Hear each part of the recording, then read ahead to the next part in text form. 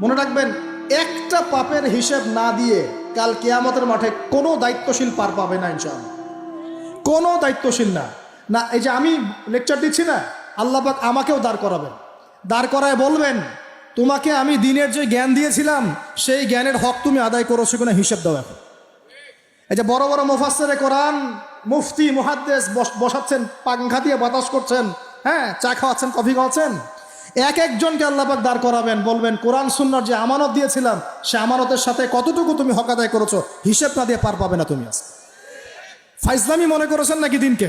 ঠিক একইভাবে সমাজের, রাষ্ট্রের দায়িত্ব আল্লাহ পাক যাদেরকে দিয়েছেন এক একজন ব্যক্তিকে আল্লাহ পাক দাঁড় করাবেন, দাঁড় করা জিজ্ঞাসা করবেন কোন কোন জনগণের কোন কোন হক তুমি নষ্ট করেছো, কার কার হক দিয়েছো, কার কার দেও নাই, সবার সামনে হিসাব দাও, তারপর জান্নাতে যেতে পারো। এত সহজ না, এত সহজ না। দুনিয়ার জীবনের প্রতিটা কাজের হিসাব আল্লাহর কাছে দিতে হবেই হবে, এটা গ্যারান্টি। এই প্রতিটা মেয়েকে আল্লাহ জিজ্ঞাসা করবেন, তোমাকে পর্দার বিধান দিয়েছিলাম, কেন পর্দা করো? প্রত্যেক মুসলিমকে আল্লাহ জিজ্ঞাসা করবেন, 5 ওয়াক্ত নামাজ ফরজ করেছিলাম, নামাজ পড়ো নাই কেন? ঠিক মতো পড়েছো কিনা?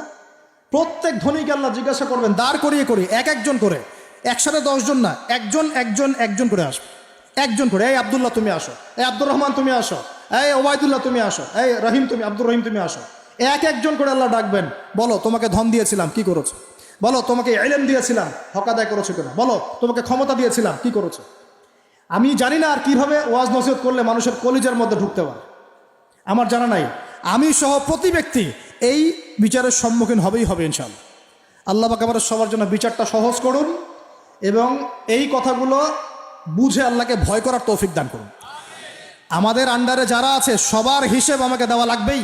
অতএব সমাজ থেকে দুর্নীতি বন্ধ করেন, পাচার হওয়া সব কালো টাকা সাদা করে নিয়ে আসেন, অপচয় কমান, দুর্নীতি কমান, এবং যারা জুলুম জালেম ওদের সাথে কোনো আপোষ করবেন না, সমাজে ন্যায় বিচার প্রতিষ্ঠা করার চেষ্টা করেন। জালেম যদি আপনার নিজের স্ত্রী হয়, নিজের সন্তান হয়, তাকেও শাস্তি দেওয়ার ব্যাপারে যার্রা পরিমাণ মায়া দয়া প্রদর্শন করবেন না। এটা হবে ওমরের শাসন ইনশাআল্লাহ। ওমর রাদিয়াল্লাহু আনহু ছেলে অন্যায় করেছিল না, সবার সামনে পিটিয়ে ওমর রাদিয়াল্লাহু আনহুর হাতেই তার মৃত্যু হয়ে গেছে। আল্লাহ পাক, আল্লাহ আর কি বলবো, আর কি বলার বাকি আছে? আল্লাহ রাসূল সাল্লাল্লাহু আলাইহি ওয়াসাল্লাম বলছেন, হে ফাতিমা, আমার মেয়ে ফাতিমাও যদি চুরি করত, আমার মেয়ে ফাতিমার হাতটা কেটে ফেলে দিতাম একেবারে। কে বলছে এটা? আমাদের নবী মুহাম্মদ সাল্লাল্লাহু আলাইহি ওয়াসাল্লাম বলছেন, আমার মেয়ে ফাতিমাও যদি চুরি করত, তার হাতও আমি কেটে ফেলে দিতাম একেবারে। আর আমরা আমাদের দলের লোক, আমাদের সংগঠনের লোক, আমাদের সামাজিক সংগঠনের লোক, আমার চাচা, আমার মামা, আমার খালু, আমার অমুক, এই করতে করতেই তো সব শেষ করে ফেললাম। একটা সাইন করে দিলাম, যাও ওখানে যাও, তোমার জব হয়ে যাবে। আমার মামা হয়, যোগ্যতা থাকার না থাক, আমার ভাগনা, যাও সাইন করে দিলাম, চলে যাও, চাকরি হয়ে যাবে। অথচ যাদের চাকরি পাওয়ার যোগ্যতা ছিল, ওর রাস্তা রাস্তায় ঘুরে ভ্যান চালাচ্ছে এখন বসে বসে। আপনি ভাবছেন যে এগুলোর হিসাব দেওয়া লাগবে না? এক একটা পাপের হিসাব আল্লাহর কাছে দেওয়া লাগবে, এক একটা পাপের। তুমি অমুক পাওয়ার দেখায় একটা মানুষকে পিটায় মেরে ফেলে দিলা, অমুক পাওয়ার দেখায় একজনের সম্পদ কলমের খোঁচা দিয়ে দখল করে ফেলে দিলা, মনে করলা যে কেউ দেখলো না। খালি নিঃশ্বাসটা বন্ধ হোক, কবরে যাও, আল্লাহ দেখাবে তোমাকে। খালি কবরে যাও, মুনকার আর নেকির যখন আসবে, চোখগুলো হবে নীল রঙের চোখ, ভয়ঙ্কর। কেমন চোখ ভাই? নীল রঙের ভয়ঙ্কর চোখ। আমি বলি একটা হাদিস, কোন একজন নবী আল্লাহকে বলেছিলেন যে আল্লাহ, আমি মারা যাওয়া কোনো মানুষকে দেখতে চাই, সে কেমন আছে। এটা শুনেন ভালো করে হাদিসটা, মারা যাওয়া কোনো মানুষকে আমি দেখতে চাই, সে কেমন আছে। আল্লাহ পাক সেই নবীর আরজি কবুল করলেন, বললেন আচ্ছা ঠিক আছে, দেখাচ্ছি। কবরের সামনে গিয়ে দাঁড়ালেন। 1000 বা 2000 বছর আগের কোনো ব্যক্তি যে মারা গেছে, তাকে কবর থেকে জিন্দা করা হয়, নবী দেখছেন, এবং সে ভয় থরথর করে কাঁপছে, এখনো ভয় থরথর করে কাঁপছে। নবীজি, আমাদের নবী নন, অন্য কোনো নবী তিনি, সেই নবী বলছেন যে তুমি ভয়ে কাঁপছো কেন? তুমি কত বছর আগে ইন্তেকাল করেছো, কি তোমার হালচাল বলো আমাকে। সেই ব্যক্তি বলছে, আমি আজকে থেকে 1000 বা 1500 বছর আগে মারা গেছি। আমি ভয়ে কাঁপছি। যখন আমি মারা যাচ্ছিলাম, মালাকুল মউত যে আকৃতি নিয়ে আমার সামনে এসেছিল, ওই আকৃতি আমি এখনো ভুলতে পারি না, তাই দেখে আমি থরথর করে কাঁপছি। তিনি বলছেন যে আমি 1500 বছর হয়ে গেছে আমার মউতের, কিন্তু আমার দেহ থেকে এখন পর্যন্ত রূহ কবজ করার যে কষ্ট, এই কষ্ট এখনো যায় নাই।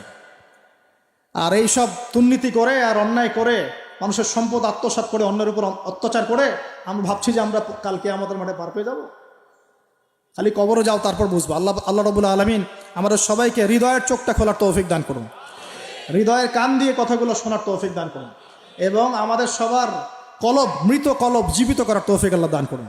এই মাপে কম দেয় একটা পাপ যে বললাম সুদ, একটা বলেছি যে জেনা, একটা ব্যভিচার, আমানতের খেয়ানত, হ্যাঁ, তারপরে যার যোগ্যতাহীন ব্যক্তিকে যখন আপনি দায়িত্ব দিবেন, যখন মানুষ স্ত্রীর আঁচল ধরে বসে থাকবে, মায়ের সাথে খারাপ ব্যবহার করবে, বাবাকে দূরে ঠেলে দিবে, বন্ধু বান্ধবদের কাছে নিয়ে আসবে, যখন মসজিদগুলো হট্টগোল হবে, শোরগোল হবে, মসজিদ চাকচিক্যময় হবে, হেদায়েত উঠে যাবে, যখন দেখবেন সময় সংক্ষিপ্ত হয়ে আসছে, যখন দেখবেন যে জহরাতুল কায়নাত, গান বাজনা বাদ্যযন্ত্রের সাথে সম্পৃক্ত যারা আছে, এই যে নর্তকী, এদের সংখ্যা বাড়তে থাকবে।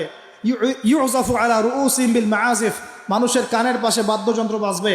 মানুষ যখন এই যে মদকে হালাল মনে করবে, শুরিবাতিল খমর, মদ যখন মানুষ খাওয়া শুরু করবে, জেনাকে হালাল মনে করা শুরু করবে, হ্যাঁ, যখন মানুষ আত্মীয়তার সম্পর্ক নষ্ট করা শুরু করবে, এই যে যত রকম পাপ আপনি দেখছেন যে আমাদের এই সমাজগুলোতে চলছে, এগুলো যখন চলতে থাকবে, তখন আল্লাহর পক্ষ থেকে এই যে আসমানি গজব, জমিনের বালা, এই ভূমিকম্প বলেন, জালজালা, মহামারী, হ্যাঁ, আপোষের মারামারি, হত্যা, রাহাজানি, এই যে আপনার আর কি বলবো, আর কি আছে, এই যে আকৃতি বিকৃতি হওয়া, ভূমি ধসে যাওয়া, আসমানের গজব, মহাপ্লাবন, জলোচ্ছ্বাস, এই বন্যা ইত্যাদি, যে পাপগুলোতে আল্লাহ পাক বিভিন্ন জাতিকে ধ্বংস করেছেন, এই সমস্ত আযাব আল্লাহর পক্ষ থেকে একটা একটা করে আসতে লাগবে, একটা একটা করে।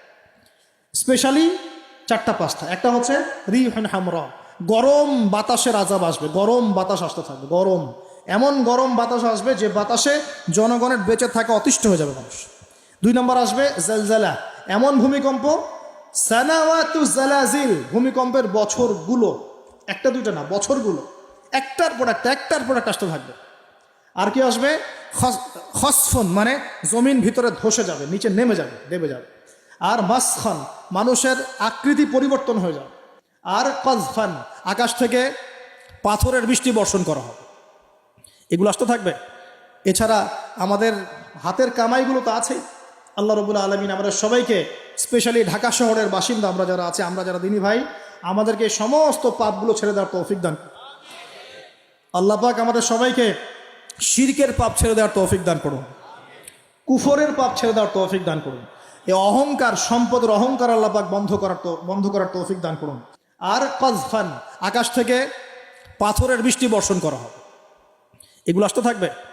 এছাড়া আমাদের হাতের কামাইগুলো তো আছেই। আল্লাহ রাব্বুল আলামিন আমাদের সবাইকে, স্পেশালি ঢাকা শহরের বাসিন্দা আমরা যারা আছি, আমরা যারা দিনী ভাই, আমাদেরকে সমস্ত পাপগুলো ছেড়ে দেওয়ার তৌফিক দান।